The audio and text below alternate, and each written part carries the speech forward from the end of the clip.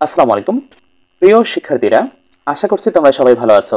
তোমরা যারা 2026 সালে এসএসসি পরীক্ষা দিবা, মানে 2025 সালে যারা দশম শ্রেণীতে পড়ছো, এনসিটিবি তোমাদের জন্য সংক্ষিপ্ত সিলেবাস এবং 2026 সালে একদম নতুন নিয়মে যে এসএসসি পরীক্ষা অনুষ্ঠিত হবে সেই নতুন নিয়মের মানবন্টন প্রকাশ করেছে। আজকের এই ভিডিওতে আমি তোমাদের সাথে তোমাদের উচ্চতর গণিতের সংক্ষিপ্ত সিলেবাস এবং নতুন নিয়মের মানবন্টন শেয়ার করব, তাই না টেনে পুরো ভিডিওটি মনোযোগ সহকারে দেখো। শিক্ষার্থীরা, তোমরা স্ক্রিনে দেখতে পাচ্ছ তোমাদের সংক্ষিপ্ত সিলেবাসের আওতায় উচ্চতর গণিতের 2, 7, 8, 9, 10, 11, 12 এবং 14 এই মাত্র 8টি অধ্যায় থাকবে। এই 8টি অধ্যায় তোমরা দশম শ্রেণীতে পড়বা এবং এই 8টি অধ্যায় থেকে তোমাদের 2026 সালে এসএসসি পরীক্ষায় প্রশ্ন আসবে। এর আগে যে এসএসসি পরীক্ষা অনুষ্ঠিত হয়েছিল সেখানে তোমাদের উচ্চতর গণিতের মানবন্টন এবং 2026 সালে তোমাদের যে এসএসসি পরীক্ষা অনুষ্ঠিত হবে এই পরীক্ষার মানবন্টনে ব্যাপক পরিবর্তন আনা হয়েছে। এর আগে যে এসএসসি পরীক্ষাগুলো অনুষ্ঠিত হয়েছিল উচ্চতর গণিতের ক্ষেত্রে সেখানে 8টি প্রশ্ন থাকতো, উত্তর দিতে হতো 5টির, 50 নম্বর বরাদ্দ থাকতো সৃজনশীল অংশে। এরপরে নৈর্ব্যক্তিক অংশে 25 নম্বর বরাদ্দ থাকতো। এই 75 নম্বরের লিখিত পরীক্ষা অনুষ্ঠিত হতো। কিন্তু 2026 সালে তোমাদের জন্য 7টি সৃজনশীল প্রশ্ন থাকবে, 4টির উত্তর দিতে হবে, এখানে 40 নম্বর বরাদ্দ। এবং নতুন যে চমকটি রাখা হয়েছে সেটি হচ্ছে সংক্ষিপ্ত প্রশ্ন। তোমাদের জন্য 7টি সংক্ষিপ্ত প্রশ্ন থাকবে, 5টির উত্তর দিতে হবে, এখানে 10 নম্বর বরাদ্দ, মানে প্রতিটি সংক্ষিপ্ত প্রশ্নের জন্য 2 নম্বর বরাদ্দ। এরপরে বহু নির্বাচনী প্রশ্ন মানে নৈর্ব্যক্তিক প্রশ্ন, আগে যেরকম 25টি ছিল এবারও 25টি থাকবে, 25টির উত্তর দিতে হবে, সেখানে 25 নম্বর বরাদ্দ থাকবে।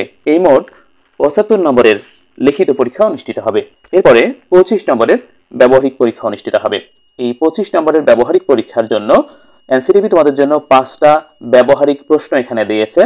এই 5টি ব্যবহারিক প্রশ্ন যদি তোমরা ভালোভাবে প্র্যাকটিস করো তাহলে পরীক্ষায় তোমরা ভালোভাবে এই পরীক্ষণগুলো অ্যাটেন্ড করতে পারবে। সেখানে তোমরা 20 নম্বর অনায়াসে পাবে এবং আর 5 নম্বর তোমরা ভাইবা এবং সেই ভাইবার সময় তোমরা ব্যবহারিক খাতা অ্যাটেন্ড করবে, সেখানে 5 নম্বর। এই মোট 25 নম্বরের পরীক্ষা অনুষ্ঠিত হবে ব্যবহারিকের ক্ষেত্রে। এই 25 আর 75 মিলে মোট 100 নম্বরের পরীক্ষা অনুষ্ঠিত হবে। শিক্ষার্থীরা, এনসিটিবি তোমাদের জন্য যে 5টি ব্যবহারিক প্রশ্ন দিয়েছে সেই প্রশ্নগুলো হলো পূর্ণ সংখ্যা n যেখানে n less than or equal 4 এর জন্য nπ/2 প্লাস মাইনাস থিটা কোণের ত্রিকোণমিতিক অনুপাত নির্ণয় করো, যেখানে 0 less than theta less than π/2। এরপরে 2 নম্বর প্রশ্ন হচ্ছে ফাংশন সমূহের লেখচিত্র ও বিপরীত ফাংশন নির্ণয় করো। 3 নম্বর প্রশ্ন হচ্ছে সূচকীয়, লগারিদমীয় ও পরম মান ফাংশন সমূহের লেখচিত্র অঙ্কন ও বৈশিষ্ট্য নির্ণয় করো। 4 নম্বর প্রশ্ন হচ্ছে ক্যালকুলেটরের সাহায্যে লগ ও প্রতিলগ নির্ণয় করো। 5 নম্বর প্রশ্ন হচ্ছে বাহুর দৈর্ঘ্য বিন্দুপাতনের মাধ্যমে ত্রিভুজ বা চতুর্ভুজ সংক্রান্ত জ্যামিতিক অঙ্কন ও ক্ষেত্রফল নির্ণয়। এই 5টি ব্যবহারিক প্রশ্ন তোমাদের জন্য দিয়েছে এনসিটিবি। অনেকটা প্রশ্ন ফাঁসের মতো অবস্থা। যে 8টি অধ্যায় তোমাদের করতে হবে, তোমরা স্যারের কাছে যখন পড়বা স্যার তোমাদের এমনভাবে এই অধ্যায়গুলো থেকে বেছে বেছে করাবে তোমরা এই 1 বছরে জাস্ট পানির মতো করে ফেলতে পারবে এবং পরীক্ষায় খুব সহজে কাঙ্ক্ষিত নম্বর মানে A+ পাওয়ার মতো নম্বর তুলে ফেলতে পারবে।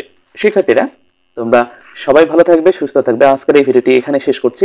আশা করছি ভিডিওটি ভালো লেগেছে। যদি ভালো লাগে তাহলে অবশ্যই চ্যানেলটি সাবস্ক্রাইব করে পাশে থাকা বেল আইকনটিকে অন করে দিবা। আর আমাদের এই চ্যানেলে তোমাদের সাধারণ গণিত এবং উচ্চতর গণিতের উপর এই শর্ট সিলেবাসের উপর ভিত্তি করে অধ্যায় ভিত্তিক তোমাদের গণিতের ক্লাসগুলো নিয়মিত আপলোড করা হবে।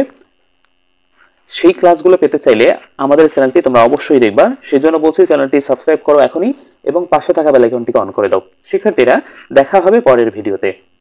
আল্লাহ হাফেজ।